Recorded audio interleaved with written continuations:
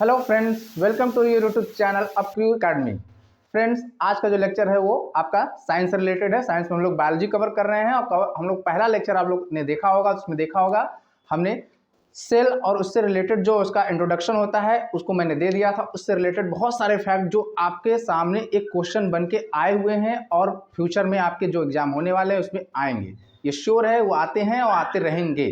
ठीक है, उसके बारे में हम लोगों ने एक डिटेल फैक्चुअल नॉलेज के बारे में हम लोग देख लिया था कि हमने उसको डिटेल से बताया था कि कौन कौन सी बायोलॉजी की ब्रांचेज हैं, फिर उसके फादर्स कौन कौन से हैं, उसको हमने 3 पार्ट में डिवाइड कर दिया था। आप लोगों ने देखा होगा जियोलॉजी, बॉटनी और माइक्रोबायोलॉजी में। फिर उनके अलग अलग फादर्स को देखे थे। फिर हमने ये भी देखा था कि कौन सा सेल हमारे ह्यूमन सेल में सबसे बड़ी, सबसे छोटी, सबसे लंबी होती है। अगर हम विश्व की बात करें, वर्ल्ड की बात करें, तो उसमें भी सबसे बड़ी सेल और सबसे छोटी सेल की बात हमने किया था। अगर आपने पहला लेक्चर नहीं देखा है तो प्लीज़ जाके आप उसको देखें, पूरा फैक्ट से भरा हुआ है और उसमें कॉन्सेप्ट कम, उसमें कोई कॉन्सेप्ट ऐसा भी कुछ मैंने बताया नहीं है, लेकिन हाँ वो फैक्ट के नॉलेज से, मतलब फैक्ट के पॉइंट ऑफ व्यू से इतना इंपॉर्टेंट है कि आप देखेंगे, आप जाके घटना चक्र उठा लीजिए या फिर कोई भी एग्जाम का कोई भी पेपर उठा लीजिए, देखेंगे आप तो उससे रिलेटेड क्वेश्चन हमेशा आए हुए हैं और आते रहेंगे। ठीक है, तो आज हम लोग लास्ट लेक्चर में हमने देखा था कि हमने एक सेल का स्ट्रक्चर, जो कॉमन सेल का स्ट्रक्चर मैंने बनाया था, जिसमें मैंने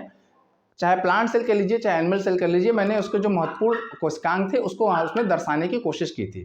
ठीक है, अब उसी को हम लोग यहाँ पर कंटिन्यू करते हुए आज हम लोग अगला लेक्चर देखिए हम लोग को रहेगा। अब हम लोग कोशिकांग के बारे में ही बारी बारी से पढ़ेंगे। तो ये मैंने देखिए यहाँ पर थोड़ा सा अलग अलग बनाया है। ये है आपका प्लांट सेल, ये है आपका एनिमल सेल, मतलब आपका ये पादप कोशिका है और ये जंतु कोशिका का फिगर है। और इसमें भी जितनी फिगर आपको दिख रहे होंगे मैक्सिमम आपको कॉमन ही होगा ना। देखिए, हम लोग पहले कॉमन कोशिकांगों को देख लेंगे जो दोनों में पाए जाते हैं। हमारा यही एक क्रम रहेगा। सबसे पहले हम जो महत्वपूर्ण कोशिकांग हैं उनके बारे में पढ़ेंगे, ठीक है। फिर हम उनके बारे में पढ़ेंगे जो या तो प्लांट सेल में पाए जाते हैं या तो सिर्फ आपके एनिमल सेल में पाए जाते हैं, ठीक है। और उसके बाद हम लोग एक वेन डायग्राम के माध्यम से हम लोग इस तरीके से देख लेंगे। जैसे मान लीजिए ये आपका हो गया प्लांट सेल हो गया और ये वाला फिगर आपका एनिमल सेल हो गया। तो इसमें हम लोग देखिए यहाँ पर हम लोग बताएंगे कौन कौन से कोशिकांग हैं जो सिर्फ आपके प्लांट सेल में पाया जाता है और कौन कौन से सिर्फ आपके एनिमल सेल में पाया जाता है, ठीक है। और फिर इसमें जो पार्ट्स रहेंगे उसको हम लोग देख लेंगे कि ये इसमें पाए, मतलब आपके जो प्लांट सेल और एनिमल सेल दोनों में पाए जाने वाले कौन कौन से कोशिकांग है। इस तरीके से आपको कभी कोई कंफ्यूजन नहीं होने वाला है कि आपको कौन सा, आपको कभी भूल गए तो आपको समझ में तुरंत आप ये फिगर याद करेंगे, आपको समझ में आ जाएगा नहीं ये तो दोनों में पाया जाता है, ये सिर्फ प्लांट सेल में पाया जाता है और ये सिर्फ एनिमल सेल में पाया जाता है, ठीक है। तो आज हम लोग स्टार्ट करेंगे। सबसे पहले हम लोग देखेंगे आज मैंने आपको स्ट्रक्चर, लास्ट स्ट्रक्चर अगर आप लोग को याद है तो मैंने आपको बताया था कि ये देखिए आप देख रहे होंगे, इसमें एक मोटी दीवार दिख रही होगी, है ना। और इसमें देखिए इसमें कोई मोटी दीवार नहीं दिख रही है ना। हम लोग आज स्टार्ट ही करेंगे सबसे बाहरी आवरण से, जिसका नाम है, क्या नाम है आपका, सबसे बाहरी आवरण किसी भी प्लांट सेल में पाया जाता है। किसी भी प्लांट सेल का जो सबसे बाहरी आवरण होता है उसको हम लोग क्या नाम देते हैं, तो इसको देखिए क्या है, ये आपका ये कोशिका भित्ति। तो हम लोग स्टार्ट यहीं से करने वाले हैं आज, कोशिका भित्ति। देखिए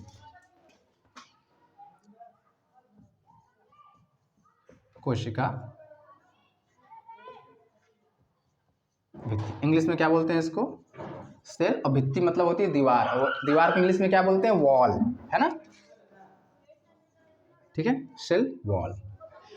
यहाँ हमारा देखिए सेल वॉल को पढ़ने का, देखिए इसमें तो 2 ही 3 क्वेश्चन जो कॉमन आपके वनडे एग्जाम में पूछे जाते हैं, जो आपके निचले स्तर के वनडे एग्जाम होते हैं, मतलब जो छोटे एग्जाम होते हैं उनकी बात कर रहा हूँ। फिर हमको मैंने पहले बताया, मैं इसमें यहाँ पर बेसिक लेवल से एडवांस लेवल तक आपको पढ़ाऊंगा, जो आपके स्टेट पीसीएस या फिर आपके यूपीएससी में पूछे जाते हैं, वहाँ तक हम लोग का यहाँ पर कवर होने वाला है। लेकिन हम स्टार्ट कहाँ से करेंगे, तो एकदम बेसिक लेवल से। देखिए सबसे पहले आप ये जानिए कोशिका भित्ति पाई कहाँ जाती है।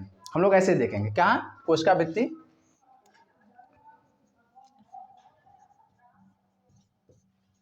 कहाँ पाई जाती है, फिर किससे बनी होती है और फिर इसका कार्य क्या है, ठीक है। ये 3 चीज़ हम लोग देखेंगे और यही आपके कोशिका भित्ति से रिलेटेड जितने भी आपके एग्जाम में आते हैं बस इन्हीं तीनों से आते हैं, ठीक है। लेकिन जनरली देखिए कोशिका भित्ति कहाँ पाई जाती है, तो मैंने पहले देखिए यहाँ पर दोनों फिगर को ध्यान से देखिए, आप पहले देखते रहिए। देखिए ये आपकी कोशिका भित्ति है और ये आपकी कोशिका झिल्ली है। कोशिका झिल्ली मैंने इसमें भी बनाया हुआ है आपके जंतु कोशिका में और आपके पादप कोशिका में, मतलब प्लांट सेल में। इससे आपको क्या पता चल रहा है कि जो आपकी कोशिका झिल्ली होती है, कोशिका झिल्ली, ये अंदर वाला पार्ट, ठीक है, जो पतली झिल्ली होती है वो आपके दोनों सेल में पाया जाता है, प्लांट सेल में पाया जाता है और एनिमल सेल में पाया जाता है, मतलब पादप कोशिका और जंतु कोशिका दोनों में पाई जाती है। लेकिन जब भी अभी हम जिसका अध्ययन कर रहे हैं आपके कोशिका भित्ति की, ये सिर्फ देखिए मैंने सिर्फ बनाया हुआ है सिर्फ प्लांट सेल में, आपके एनिमल सेल में मैंने नहीं बनाया है। इससे क्या आप पता कर सकते हैं, सीधी सी बात है, ये सिर्फ प्लांट कोशिका में मतलब प्लांट सेल में पाया जाता है, दैट्स मीन आपकी पादप कोशिका, ठीक है। तो हम जो कोशिका भित्ति की बात कर रहे हैं तो सबसे पहले कहाँ पाई जाती है, तो ये सिर्फ कहाँ पाई जाती है, देखिए आंसर मिल गया आपका, पादप कोशिका में। कहाँ, पादप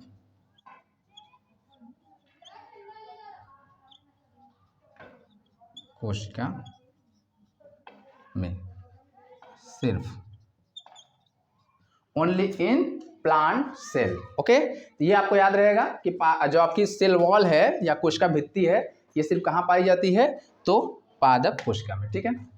अब किससे बनी होती है, इसमें बहुत खेल है, लेकिन मैंने पहले बताया जो छोटे एग्जाम होते हैं जो वनडे में सीधा पूछते हैं उसमें सिर्फ एक ही ऑप्शन रहता है सही, और सीधा दिया रहेगा, क्या दिया रहेगा आपका, सेलुलोज, सेलुलोज। तो आप भी यही पढ़ेंगे अभी। फिर अभी इसमें हम आपको कुछ चीज़ें और बताएंगे, क्योंकि हम यहाँ मैंने पहले से बताया आपको, बेसिक लेवल से एडवांस लेवल तक हम आपको बताएंगे, ठीक है, जिससे आपको कोई एग्जाम रुके नहीं। तो अब कहाँ पाई जाती है, तो सिर्फ प्लांट सेल में पाई जाती है, पादप कोशिका में पाई जाती है। किससे बनी होती है, तो ये सेलुलोज की बनी होती है। किससे बनी होती है, ये सेलुलोज की बनी होती है, ठीक है। और कार्य क्या है इसका,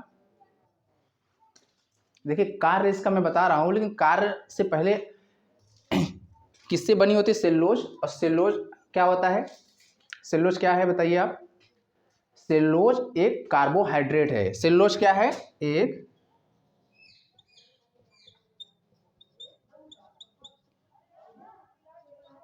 कार्बोहाइड्रेट है, ठीक है। अच्छा, अगर ऑप्शन में थोड़ा सा आपके छोटे एग्जाम में ही थोड़ा सा आपको घुमा के दे दिया, सेलुलोज ना देके 3 ऑप्शन और देके उसमें एक कार्बोहाइड्रेट ऑप्शन दे दिया, तो क्या आपको अगर पता रहेगा तभी ना कर पाएंगे कि सेलुलोज आपका कार्बोहाइड्रेट का एक प्रकार है। हम लोग हालांकि कार्बोहाइड्रेट को जब पढ़ेंगे तो उसमें लोग देखेंगे पॉलीसेकेराइड है ना, मोनोसेकेराइड, सब हम लोग बड़े आसानी से देखेंगे क्या होता है वो कार्बोहाइड्रेट के प्रकार। लेकिन यहाँ पर देखिए सेलुलोज का जो आपका कोशिका भित्ति होती है वो सेलुलोज की बनी होती है, और सेलुलोज की बनी होती है। सेलुलोज क्या है, कार्बोहाइड्रेट का एक प्रकार है, इसको क्या बोलेंगे हम, कार्बोहाइड्रेट बोलेंगे। और कैसा प्रकार है ये, तो ये आपका पॉलीसेकेराइड है। क्या है ये आपका, कार्बोहाइड्रेट का है, क्या है ये, पॉलीसेकेराइड कार्बोहाइड्रेट है, ठीक है। कैसा कार्बोहाइड्रेट, तो पॉलीसेकेराइड है, जिसका नाम सेलुलोज है। तो देखिए थोड़ा सा इसमें आपके निचले एग्जाम में भी अगर थोड़ा सा घुमा दिया तो भी आपका हो जाएगा, ठीक है। एक चीज और, अब यहाँ पर देखिए सेलुलोज से बनी होती है जो आपकी सेल वॉल, ये होती कैसी है, कैसी होती है, ये कैसी होती है, छिद्रनुमा होती है और ठोस होती है। क्या होती है जो आपकी सेल वॉल होती है कैसी होती है, छिद्र युक्त होती है और कठोर होती है। ये दो चीज आप लोग जानिए, छिद्र युक्त और कठोर होती है। अब सिंपल सी बात है, कोई कठोर चीज रहेगी तो क्या करेगी, सुरक्षा प्रदान करेगी, है ना।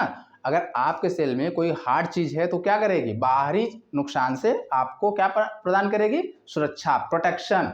तो क्या करती है आपका, देखिए ये इसीलिए बताया, कार्य से आने से पहले थोड़ा सा उसके बारे में जानना आवश्यक था, है ना, कि वो बनी किसकी है। तो सेलुलोज की बनी है, और कैसी होती है नेचर में, प्रकृति में कैसी होती है, तो कठोर और छिद्रयुक्त होती है। कैसी होती है, कठोर और छिद्रयुक्त। इसलिए क्या करती है, ये क्या करती है, सुरक्षा प्रदान करती है। क्या प्रदान करती है, सुरक्षा, दैट्स मीन प्रोटेक्शन, ठीक है। इस तरीके से आपका जो सेल वॉल है वो आपका जो नॉर्मली इसी तरीके से हमको यहाँ पढ़ना है। ये आप स्क्रीनशॉट ले लें या नोट कर लीजिए, ठीक है। फिर हम इसको देखेंगे कि क्या सिर्फ जो सेल वॉल है क्या सिर्फ सेलुलोज से बनी है, हम लोग देखेंगे इसको, ठीक है। अच्छा,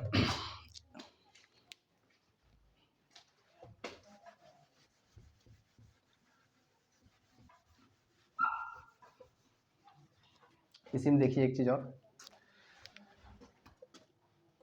अब अगर ये पूछ ले कि कोशिका भित्ति किसकी बनी है तो नॉर्मल ऑप्शन आपका क्या रहेगा, सेलुलोज की बनी है, ठीक है। लेकिन अगर उसी में आपको, चूंकि ये आपको पता है किसकी बात करें, प्लांट सेल की बात कर रहे हैं, लेकिन उसी प्लांट सेल में अलग अलग नाम के अकॉर्डिंग आपको थोड़ा सा कंफ्यूज कर दे, तो आपको पता होना चाहिए कि सेल वॉल किसकी बनी होती है, ये भी आपको जानने की जरूरत है। चलिए यहीं पर देख किसकी बनी होती है, तो नॉर्मल आंसर आप क्या करेंगे, सेलुलोज की बनी होती है। लेकिन इसमें ये पूछ ले, देखिए जैसे अगर किसी भी पादप की बात कर ले, पादप में जो सेल वॉल होता है किसकी बनी रहती है, तो आपको पहला आंसर सेलुलोज देना है। लेकिन पादप जगह क्या दे दिया आपका, शैवाल, ठीक है। पूछ ले शैवाल की कोशिका भित्ति कैसे किसकी बनी रहती है, तो क्या आंसर करेंगे, कवक। कवक की कोशिका भित्ति किसकी बनी रहती है, सेल वॉल किसकी बनी रहती है, तो क्या आंसर करेंगे, या कवक में ही आपका पूछ ले ईस्ट, जिसको हम लोग क्या बोलते हैं, खमीर भी कहते हैं ना, इसकी कोशिका भित्ति कैसी बनी रहती है, तो क्या आंसर करेंगे। अब देखिए अब थोड़ा सा आपको समझना पड़ेगा, है ना। देखिए इस बात को समझिए आप कि आपका जो शैवाल है और कवक है ना, जो आपका शैवाल है कवक है, ये भी टाइप ऑफ प्लांट ही हैं, लेकिन यहाँ पर अब उनकी कोशिका भित्ति में थोड़ा सा अंतर आ जाएगा। ये चीज़ ध्यान दीजिए कि समानता आपको पूछेगा तो आपको सेलुलोज लगाना है, ऑप्शन से सेलुलोज रहेगा, सेलुलोज ही लगाना है, ठीक है। लेकिन अगर शैवाल दे देगा तो भी आपको जरा भी कंफ्यूज नहीं होना है, आपका प्लांट के नाम पे दे या तो शैवाल के नाम पे दे, दोनों का आंसर आपका क्या हो जाएगा, सेलुलोज, सेलुलोज, ठीक है, कोई दिक्कत नहीं। या तो अब शैवाल नहीं बताए होते तो अगर शैवाल डायरेक्ट क्वेश्चन में आ जाता तो आप कंफ्यूज हो सकते थे, लेकिन यहाँ पर समझिए शैवाल जिसको हम लोग एल्गी बोलते हैं, है ना, एल्गी बोलते हैं, वो रहे या फिर प्लांट या पादप रहे, इनके कोशिका भित्ति की बात करेगा तो क्या समझेंगे आप, तुरंत सेलुलोज की बनी होती है, ठीक है। अब पूछ ले कवक, अब कवक ना पूछ किया तो ईस्ट पूछ लें, तो मैं आपको पहले बता दूं जो ये मैंने ईस्ट लिखा हुआ है ये आपके कवक का ही एक प्रकार है। क्या है, ईस्ट एक कवक का ही एक प्रकार है, तो दोनों कवक हैं। और कवक की जो कोशिका भित्ति होती है वो बनी होती है काइटिन से। किसकी बनी होती है, काइटिन, ठीक है, काइटिन। इस तरीके से अगर वो थोड़ा सा अंदर जाके भी आपको पूछेगा तो आपको कोई प्रॉब्लम नहीं होने वाली, आप आसानी से आंसर देंगे। मैंने आपको एक तरीका बताया कि सामान्यतः सेलुलोज से बनी होती है, सेलुलोज के भी अंदर जाके मतलब ये पादप के भी अंदर जाके उसने पूछ लिया शैवाल के कोशिका भित्ति किससे बनी होती है तो भी सेलुलोज का ही आंसर करेंगे। लेकिन अगर पूछ ले कवक की किसकी बनी होती है या फिर कवक के अंदर उसका कोई प्रकार डाल दे, जैसे आपको मैंने बताया ईस्ट या खमीर, उसकी कोशिका भित्ति किसकी बनी होती है, तो बनी होती है काइटिन की। किसकी, काइटिन। और मेरे हिसाब से ये ज़्यादा इंपॉर्टेंट है, सेलुलोज बहुत पूछ लिया, हो सकता है थोड़ा सा अंदर जाके पूछ ले तो भी आपका क्वेश्चन गलत नहीं होगा, ठीक है। अभी तो आपने ये देखा कि नॉर्मल सेल वॉल की बात, अब हम सेल वॉल के प्रकार देखेंगे। क्या देखेंगे, सेल वॉल के प्रकार मतलब लेयर। अभी मैंने इतना मोटा लेयर बनाया हुआ है ना, तो ये मैंने पहले ही बताया, मैं आपको समानता क्वेश्चन जितने आते हैं वो मैंने करा दिया, ठीक है। लेकिन थोड़े से ऊपर जैसे आपका पीसीएस हो गया या फिर यूपीएससी हो गया, उसमें थोड़ा सा अंदर वो लोग जाके क्वेश्चन पूछ लेते हैं, तो उसमें, और मैं ये नहीं कह रहा हूँ वनडे एग्जाम में ऊपर जाके पूछ नहीं सकते, एसएससी में तो ऑब्वियस सी बात है हमेशा पूछ लेता है, उसका तो कुछ भरोसा नहीं क्या भी पूछ ले, है ना। उसके क्वेश्चन कभी कभी पीसीएस से भी हार्ड हो जाते हैं, तो उसके लिए आपको थोड़ा सा तैयार रहना पड़ेगा। तो इसीलिए मैंने बोला आप पढ़ लीजिए ना, आप सब पढ़ लीजिए। आपके एग्जाम में आप ऐसा तो है नहीं आप सिर्फ वनडे देना है आपको, क्या आपको अगर आपने आज वनडे देना है तो क्या आगे जाके आपको बड़े एग्जाम नहीं देने हैं, ऑब्वियस सी बात है आप देंगे ही। तो भी तैयार रहेगा तो आज अभी दीजिए चाहे बाद में दीजिए, आपको चीज़ें हमेशा क्लियर रहेंगे, है ना। तो हम लोग अब क्या देखेंगे, देखिए यहाँ पर ये चीज़ आप लोग का हो गया, ठीक है। देखिए मैं ये बता रहा हूँ कि आपका जो सेल वॉल है नॉर्मली तो मैंने आपको बता दिया, लेकिन जनरली आपका जो ये सेल वॉल है इसमें 3 परत पाई जाती है, 3 परत, ठीक है। अब मान लीजिए ऐसे समझिए कि ये पूरा एक्स ऊपर ही जो आपके कोशिका भित्ति है उसकी दीवार है, उसमें ये 3 परत पाए जाते हैं। तो सबसे जो ऊपर होता है उसको हम लोग बोलते हैं प्राइमरी सेल वॉल, प्राथमिक कोशिका भित्ति। क्या बोलते हैं? प्राथमिक कोशिका भित्ति। जो आपका सेकेंड होता है उसको बोलते हैं हम लोग सेकेंडरी सेल वॉल, द्वितीयक कोशिका भित्ति। और जो लास्ट में होता है उसको हम लोग क्या बोलते हैं? टर्शियरी सेल वॉल या फिर तृतीयक कोशिका भित्ति। ठीक है, हिंदी में आप समझ लीजिए तृतीयक कोशिका भित्ति, है ना। तो अब यहाँ पर ध्यान दीजिए, सिर्फ यही बताने का मेरा औचित्य नहीं है। अब इसमें जो हम अभी ये चीज़ पढ़े हैं कि किसकी बनी होती है, अब चीज़ें यहाँ पर थोड़ी सी कुछ और ऐसे शब्द आने वाले हैं जिससे आपको अवेयर होना बहुत महत्वपूर्ण है। ठीक है, बहुत ज़रूरी है। तो अब देखिए, हम सबसे पहले किसकी बात करेंगे? प्राइमरी सेल वॉल की। तो प्राइमरी सेल वॉल में तो आपने आंसर यही करना है कि जैसे पूछ ले कि, अब थोड़ा सा अंदर जाकर मैं बात कर रहा हूँ, अगर ये पूछ ले कि किसी भी प्लांट के कोशिका भित्ति में जो प्राथमिक कोशिका भित्ति होती है वो किसकी बनी होती है, तो आंख बंद करके आंसर मारिए सेलुलोज। क्या मारेंगे? सेलुलोज। ठीक है, लेकिन अगर पूछ ले कि अब सेकेंडरी कोशिका भित्ति मतलब द्वितीयक कोशिका भित्ति जो होती है वो किसकी बनी होती है, अब ये थोड़ा मैंने बताया ना, थोड़ा अंदर जाके जब पूछेगा तो ही पूछ सकता है, लेकिन आपको पता है तो कोई दिक्कत नहीं है। तो आप यही देखिए, आप सेकेंडरी कोशिका भित्ति की बात कर रहे हैं हम,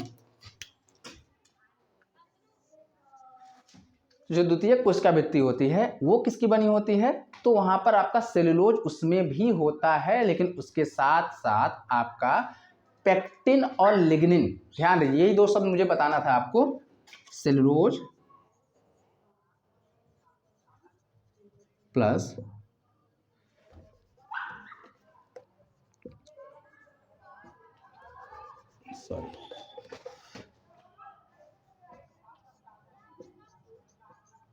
पेक्टिन प्लस लिग्निन। ये मैंने इंग्लिश को हिंदी में इसलिए लिखा है कि दोनों जिसको जिनका जो भी माध्यम है, बस ये समझ लीजिए कि आपको इनको इसी नाम से जानना है, इसका हिंदी नाम ढूंढने की कोशिश मत कीजिएगा पेक्टिन और लिग्निन का, समझ गए? इसलिए मैंने इसको इस तरीके से लिखा है। ठीक है, और इसी तरीके से क्वेश्चन में भी आपको आएगा, है ना। तो आपका जो सेकेंडरी सेल वॉल होता है वो सेलुलोज, पेक्टिन और लिग्निन इन तीनों से मिलकर बना होता है। आपको जो दो वर्ड महत्वपूर्ण थे बताना वो ये और ये। अब यही पूछ ले, सेलुलोज आंसर ना देके ये पूछ ले कि किसी पादप की द्वितीयक कोशिका भित्ति बनी होती है, उसमें ऑप्शन या तो पेक्टिन दे देगा, लिग्निन दे देगा, दोनों दे देगा, है ना, और कुछ एक आध दो ऑप्शन और दे देगा। तो अगर आपको पता है तो करेंगे, नहीं तो आप सेलुलोज को ढूंढते रह जाएंगे। समझ गए? ठीक है, अब बात करते हैं टर्शियरी सेल वॉल की, तृतीयक कोशिका भित्ति की, है ना।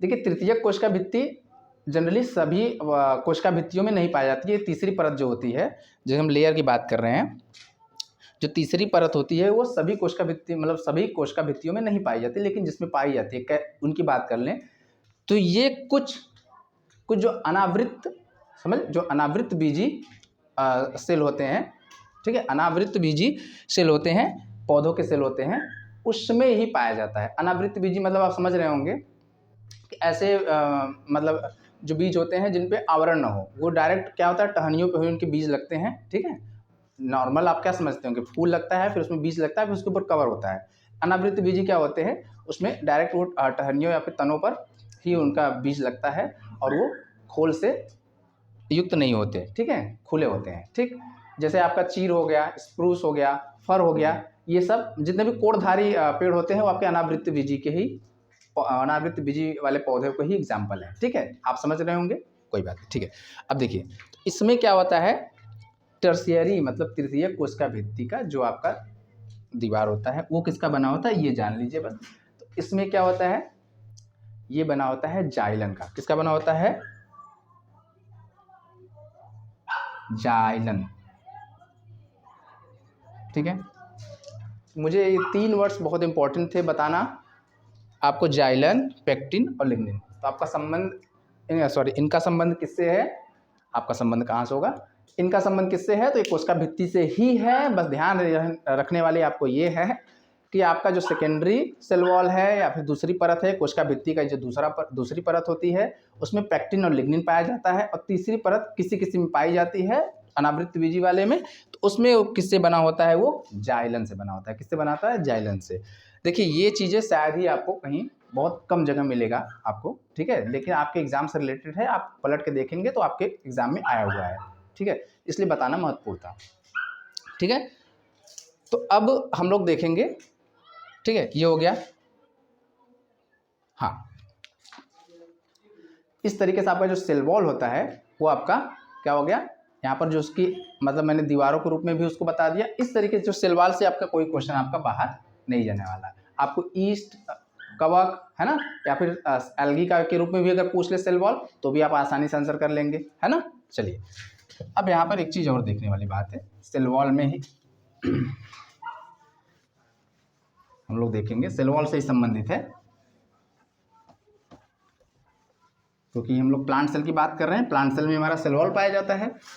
यहाँ पर हम लोग थोड़ा सा एक चीज़ और देखेंगे, cementing of cell, cementing of cell जिसको हम लोग क्या बोलते हैं, देखिए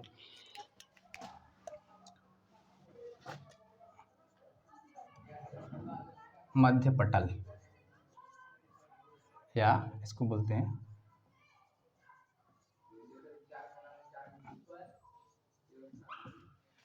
ठीक है मिडिल लेमा, लेमा या मध्य पटल।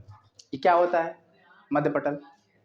अभी कोई कोशिका भित्ति के अंदर वाली कोई चीज़ नहीं है, कोई आपको डरने की जरूरत नहीं है कि कहाँ से घुसे पड़े हैं, नहीं नहीं, ऐसा कुछ नहीं है। बस ये समझिए कोई दो कोशिका दो कोशिकाओं को हम ले रहे हैं, ठीक है, किसी दो कोशिका को लिए हमने।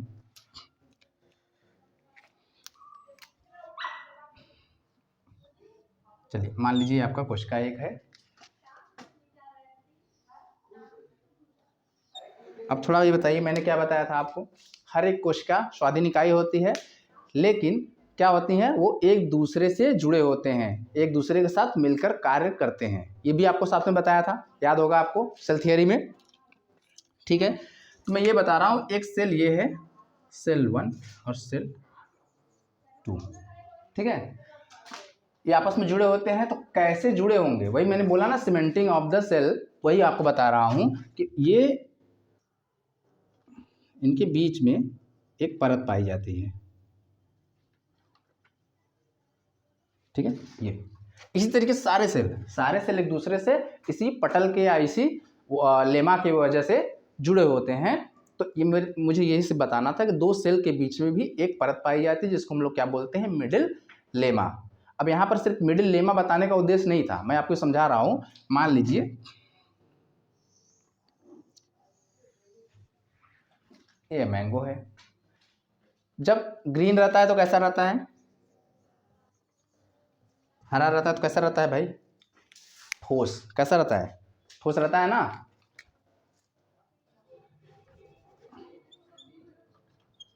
ठोस रहता है, कठोर रहता है, लेकिन पकने पे कैसा हो जाता है, मैं कलर की बात नहीं कर रहा हूँ, बस पकने पे ये बताइए, पकने में मुलायम हो जाता है, होता है ना मुलायम,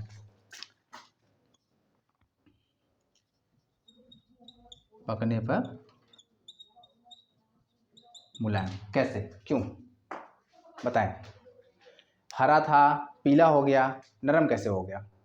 पीला होने का तो अलग, वो हम लोग पढ़ेंगे, किसमें पढ़ेंगे हम लोग, प्लास्टिड में पढ़ेंगे, है ना, उसी सेल का ही पार्ट है प्लास्टिड, लवक, वो हम लोग देखेंगे। लेकिन यहाँ पर बताइए, ये जब ग्रीन था तो काफ़ी टाइट था, ठोस था, कड़ा था, लेकिन पकने पर मुलायम क्यों हो गया?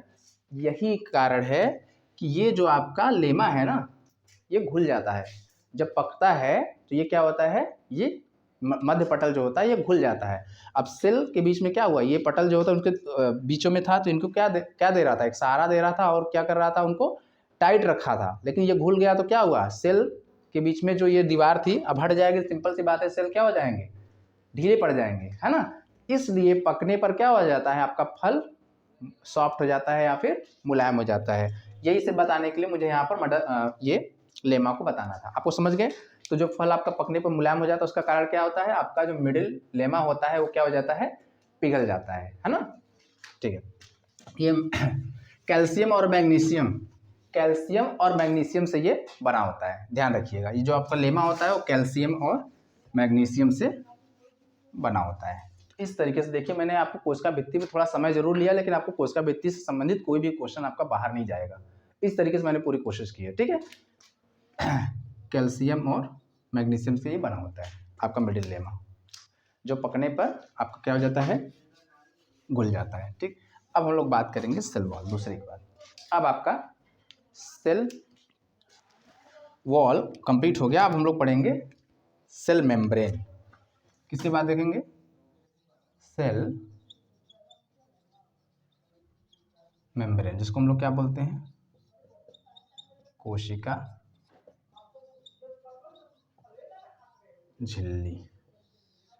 ठीक है, क्या कहते हैं? कोशिका झिल्ली। यहाँ देखिए सेल मेम्ब्रेन या सॉरी हिंदी में कोशिका झिल्ली, और देखिए या प्लाज्मा झिल्ली या कोशिका कला, ये सारे नाम आपके सेल मेम्ब्रेन के हैं। कोई कन्फ्यूजन मत पालिएगा मन में कि कहीं आ जाए आपका प्लाज्मा झिल्ली तो कन्फ्यूज हो जाए क्या होता है। ये आपका सेल मेम्ब्रेन ही है या कोशिका झिल्ली ही है, जिसको अलग अलग नाम से बुलाया जाता है। ठीक है, पता नहीं क्या जरूरत थी अलग अलग नाम देने की, पर आप समझ लीजिए यही है। प्लाज्मा झिल्ली भी है क्योंकि वो संबंधित है, सब संबंधित है। ठीक है, तो अब यहाँ देखिए मैंने प्लांट सेल में भी बनाया है इसको और एनिमल सेल में, सॉरी प्लांट सेल में बनाया है, एनिमल सेल में बनाया है। तो सबसे पहला यही चीज़ समझिए, जो आपका ये है कोशिका झिल्ली कहाँ पाई जाती है? तो दोनों पाई जाती है। अब यही क्वेश्चन देखिए, क्रम देखिए कितना बढ़िया ना, कहाँ कैसे क्या कार्य किसका बना होता है। तो कहाँ पाए जाते हैं?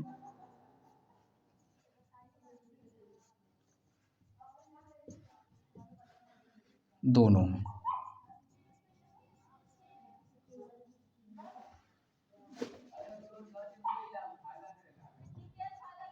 पादप प्लस जंतु कि दोनों की कोशिकाओं में आपका सेल मेम्ब्रेन पाया जाता है। ठीक है, या प्लाज्मा मेम्ब्रेन कैसे कहते हैं, प्लाज्मा झिल्ली। तो ये कहाँ पाया जाता है? दोनों में। ठीक, अब यहाँ भी वही बात, ये किसका बना होता है? ये किसका बना होता है?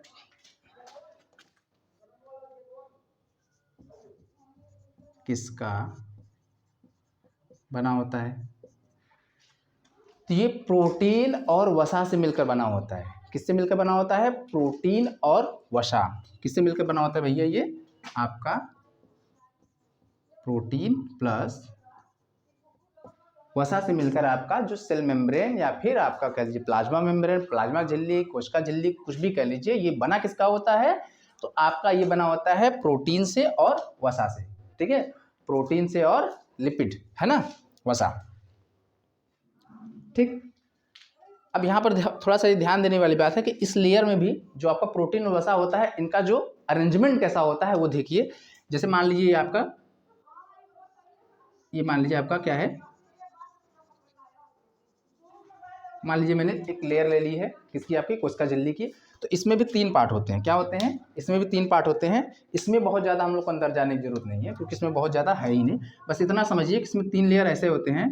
जो पहला लेयर होता है और जो अंतिम लेयर होता है, ये क्या होता है?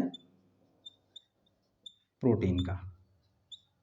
ठीक है, तो जो मतलब ऊपर और नीचे प्रोटीन होता है और मध्य भाग में आपका वसा पाया जाता है। मैंने बताया ना प्रोटीन वसा से बना है दोनों में। जो आपका मध्य भाग होता है ये क्या होता है? ये क्या होता है? वसा। ठीक है, प्रोटीन वसा प्रोटीन, इस तरीके से इसका अरेंजमेंट होता है। ठीक है, ये भी चीज़ आप जानिए। अब इसका कार्य क्या होता है? कोशिका झिल्ली का कार्य क्या होता है? बड़ा आसान है। देखिए ये क्या करता है? सबसे पहले अब आपके जो स्किन है ना, ये आप देख रहे हैं, ये हम लोग का कोशिका झिल्ली है। इसमें सेल वॉल नहीं पाया जाता क्योंकि हम लोग एनिमल हैं, है ना। मानव क्या है? एनिमल। मैंने पहले बताया कि मानव से बड़ा कोई एनिमल नहीं है। ठीक है, हालांकि यहाँ पर देखिए तो हम लोग का जो ये है, ठीक है, हम लोग का जो ये सेल मेम्ब्रेन है उसकी हम लोग बात कर रहे हैं कि ये क्या कर रहा है। ये सबसे पहले बात, जो सेल होता है, जो कोशिका होती है, उसको एक निश्चित रूप आकार देता है। क्या देता है? एक निश्चित आकार देता है। तो कार्य क्या है इसका? देखिए ध्यान से, अगर कार्य की बात करें तो सबसे पहले क्या है इसका कार्य? तो ये क्या करता है? कोशिका को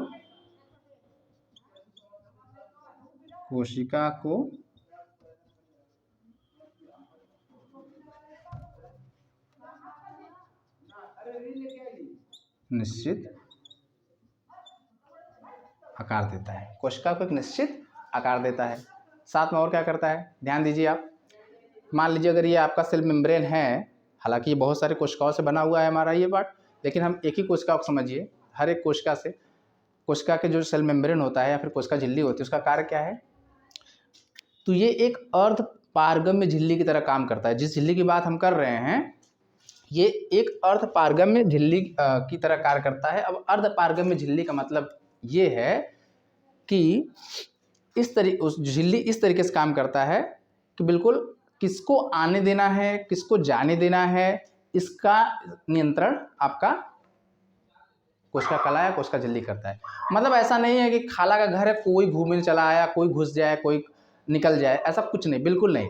ये किसको अंदर आने देना है या फिर किसको कोशिका से बाहर निकालना है या निकलने देना है, इसका जो डिसीजन लेता है कौन लेता है? आपकी प्लाज्मा झिल्ली। सोचिए कितना बड़ा काम कर रहा है। इस तरीके से आप समझ सकते हैं जो आपकी बॉडी में ऑस्मोसिस है ना, डिफ्यूजन मतलब परासरण, विसरण, ये जितनी क्रियाएं होती हैं इस मतलब ये कौन नियंत्रित करता है आपका? तो आज आपका प्लाज्मा मेम्ब्रेन या फिर सेल मेम्ब्रेन या फिर कह लीजिए प्लाज्मा झिल्ली, कोशिका झिल्ली वही करती है। क्या करती है? जैसे आपकी बॉडी में और क्या हो जाता है, काम होता है,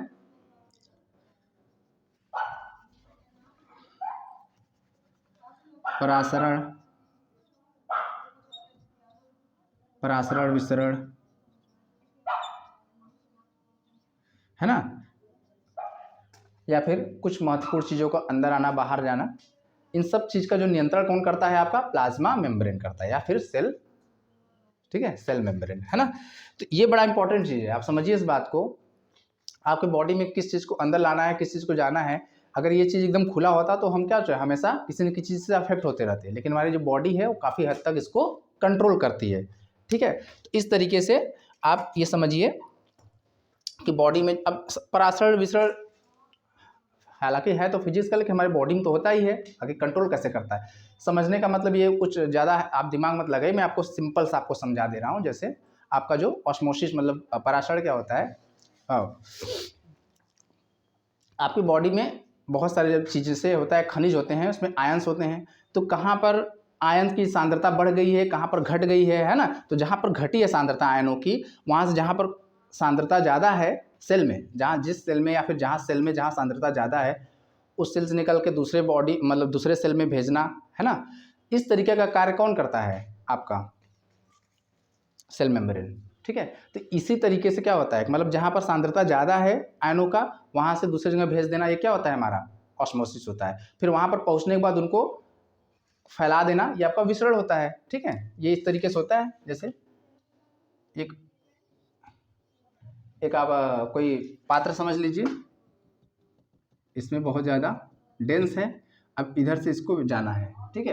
तो अब ये मेम्ब्रेन यही है आपका सेल मेम्ब्रेन का काम कर रहा है। तो इधर ये भेज रहा है, ठीक है, क्योंकि इधर बहुत कम है, यहाँ से यहाँ भेजने का काम कौन कर रहा है? सेल मेम्ब्रेन कर रहा है, बात समझ रहे हैं। और फिर भेज ही नहीं रहा है, इनको क्या कर रहा है?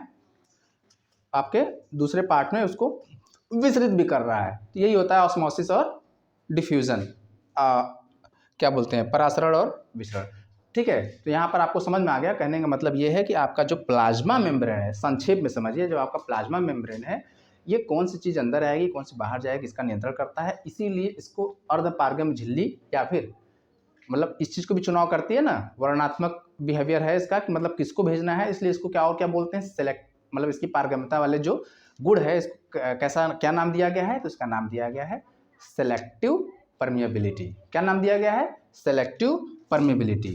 तो ये कैसा होता है हमारा? अर्ध पारगम्य झिल्ली जो कि एक सेलेक्टिव परमिएबिलिटी की तरह बिहेव करता है। बात समझ में आ गई? बहुत आसान है, ठीक है। तो इस तरीके से आपका ये हो गया सेल मेम्ब्रेन का, ठीक है। कहाँ पाया जाता है? दोनों में पाया जाता है। किसका बना होता है? वसा प्रोटीन का मिलकर बना होता है। कार्य क्या होता है? कोशिका को निश्चित रूप आकार देना, प्लस कोशिका के अंदर ऑस्मोसिस या डिफ्यूजन इत्यादि प्रकार की कौन सी चीज़ें अंदर आनी है, कौन सी चीज़ें को कोशिका से बाहर निकालना है, इन सबका नियंत्रण भी कौन करता है? हमारा सेल मेम्ब्रेन, ठीक है। इस तरीके से आपका कोशिका भित्ति और कोशिका झिल्ली हो गया आपका, ठीक है। एक चीज़ थोड़ा सा हम लोग और देखेंगे यहाँ पर, और इसी के साथ ये लेक्चर कंप्लीट करेंगे। फिर अगले लेक्चर में हम लोग ये सब पार्ट्स को पूरी तरीके से कवर करने की पूरी कोशिश करेंगे। अगर हो जाएगा तो हो जाएगा, कुछ बचेगा तो हम देखें, चूँकि मेरा पहले से ही ये मानना है कि मैं आपको दौड़ा के कवर नहीं करूँगा। सेल में नॉर्मली अगर कोई अच्छे से पढ़ाता है तो 5 से 6 लेक्चर ले लेता है, लेकिन मैं पूरी कोशिश करूँगा 3 और बहुत हो जाएगा 4। इसमें आपको सेल से रिलेटेड कोई भी चीज़ें आपको बची नहीं रहेंगी, ठीक है? आप बहुत सैटिस्फाइड रहेंगे अगर आपको उसको देखेंगे, ठीक? चलिए।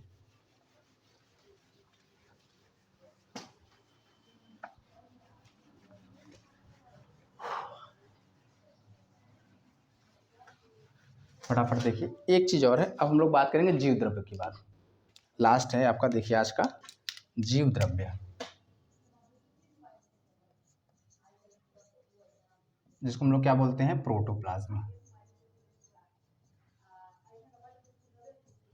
देखिए लास्ट लेक्चर में मैंने आपको प्रोटोप्लाज्म के बारे में थोड़ी सी जानकारी दी थी। क्या बताया था मैंने कि आपका जो ये देखिए, इसको क्या बोलते हैं, ये रेड रेड आपको जो दिख रहा है, मैंने आपको क्या बताया था, इसको बोलते हैं सीटोप्लाज्म, कोशिका द्रव्य। क्या बोलते हैं, कोशिका द्रव्य। ये रेड वाले पार्ट को मैंने क्या बताया था, इसको सीटोप्लाज्म या फिर कोशिका द्रव्य। और जो आपके न्यूक्लियस में, केंद्रक में जो आपका जो द्रव्य पाया जाता है, उसका भी नाम मैंने आपको क्या बताया था,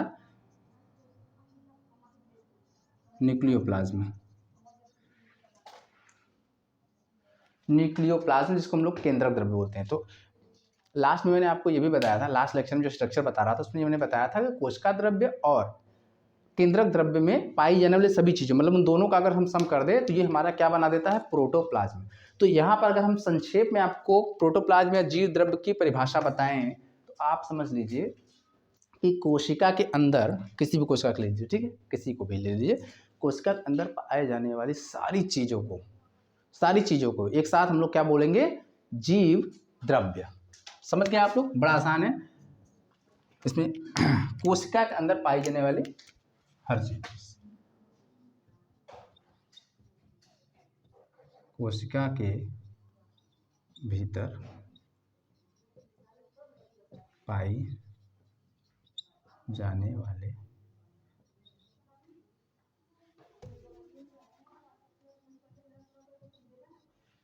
वाले सभी पदार्थों को जीव द्रव्य कहते हैं। एक साथ क्या कहते हैं, जीव द्रव्य, है ना। बस ये है आपका परिभाषा, ठीक। अब थोड़ा सा ये समझ में आ जाए कि अगर जीव द्रव्य आपको समझ में आ गया तो मैं बात कर लूँ जीव द्रव्य की खोज किसने थी, ये परिभाषा हो गई, ठीक है।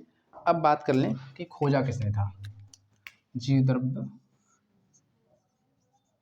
की खोज किसने की थी। दो नाम आपको याद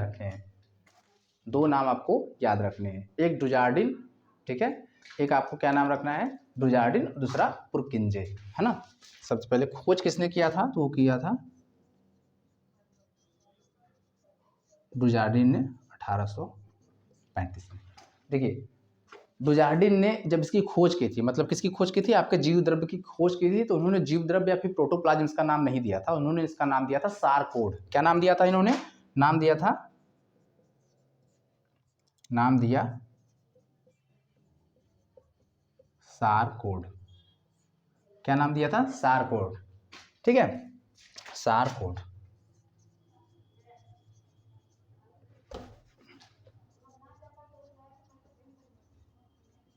सारकोड नाम दिया था किसने, डुजार्डिन ने। तो मतलब अगर अब मैं बात कर लूँ कि किसने खोज की थी तो आप क्या बताएंगे, डुजार्डिन ने की थी। किसने खोज की थी, डुजार्डिन ने 1835 में आपके जीव द्रव्य की खोज की थी, लेकिन नाम उन्होंने इसका जीव द्रव्य न देके क्या दिया था, आपका सारकोड नाम दिया था। फिर कुछ समय बाद 1839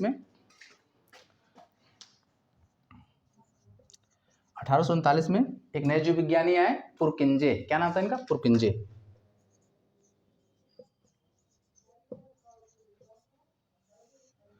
इन्होंने जीव द्रव्य नाम जो, हालांकि नाम जो उन्होंने दिया था इंग्लिश में दिया था वो प्रोटोप्लाज्म दिया था, ठीक है, प्रोटोप्लाज्म,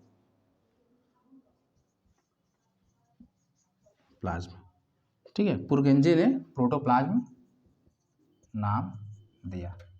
इस तरीके से इनकी खोज किसने की थी, तो डुजार्डिन ने की थी, लेकिन जो प्रोटोप्लाज्म नाम दिया था वो किसने दिया था, तो आप बता सकते हैं किसने दिया था, प्रोटोप्लाज्म किसने नाम दिया था, तो पुरकिंजे ने दिया था। किसने दिया था, पुरकिंजे ने। तो इस तरीके से यहाँ पर दो जीव विज्ञानी का नाम इससे संबंधित है आपके जीव द्रव्य से। और उसके बाद नाम हो गया, उसके बाद देखिए कुछ समय बाद लगभग 1900 के बाद 1903 है शायद या 1905 है, आई थिंक 1903 है, मैं कंफर्म नहीं हूँ, मैं इसीलिए सन पे ज़्यादा जोर देता नहीं, लेकिन 1903 आपको उसको चेक कर लीजिएगा। 1903 में एक हक्सले नामक जीव विज्ञानी ने इसको जीव द्रव की खोज हो गई, तो चूँकि जीव द्रव की जब खोज हो गई तो उसके बारे में लोगों ने रिसर्च करना स्टार्ट कर दिया। तो 1900 के बाद 1903 में हक्सले नामक जीव विज्ञानी ने ये बताया कि आपका जो जीव द्रव्य है ना, यही जीवन का भौतिक आधार है। क्या बताया इन्होंने? जीव द्रव्य 1903 में किसने बताया था? ये हक्सले। ये हक्सले, याद रखिएगा, हक्सले ने क्या बताया? जीवन का भौतिक आधार क्या है? जीव द्रव्य। जीवन का भौतिक आधार क्या है हमारा? जीव द्रव्य प्रोटोप्लाज्म। और ये किसने बताया था? हक्सले ने।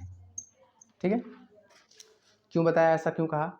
सिंपल सी बात है, जब हमको पता चला जीव द्रव्य में ये सारी चीज़ें पाई जाती हैं, ठीक है, जब हम सारे कोशिकाओं को देखेंगे ना तो आपको समझ में आएगा। मैंने आपको पहले कोशिका थ्योरी में, सेल थ्योरी में आपको ये बताया था, कोशिका सिद्धांत में, कि हर एक कोशिका स्वाधीन इकाई होती है। कहने का मतलब श्वसन से लेकर उत्सर्जन तक की, ठीक है, ये सारी क्रियाएं हर एक कोशिका में अलग अलग से होती है। समझ रहे हैं आप? हर एक कोशिका स्वाधीन होने का मतलब आप श्वसन से लेके भोजन बनाना, उत्सर्जन करना, एनर्जी प्रोड्यूस करना, ये सारी चीज़ें कोशिका, हर एक कोशिका में अलग से होती है। ठीक है, तो अब कोशिका में होती है, तो कोशिका में जो ये सब चीज़ें होती है वो कहाँ पाए जाते हैं? सब तो आपके जीव द्रव्य के अंदर भी तो पाए जाते हैं। मतलब मैंने पहले बताया, ये सब मिलकर ही जीव द्रव्य का निर्माण करते हैं, और इसी जीव द्रव्य में आपका हर एक चीज़, हर एक क्रिया संपन्न हो रही है। तो अब सिंपल सी बात है, कोशिका से, मतलब कोशिकाओं से मिलकर हमारा क्या बना? ऊतक बना। ऊतक से हमारा क्या बना? ऑर्गन। ऑर्गन से ऑर्गन सिस्टम, ऑर्गन सिस्टम से बॉडी।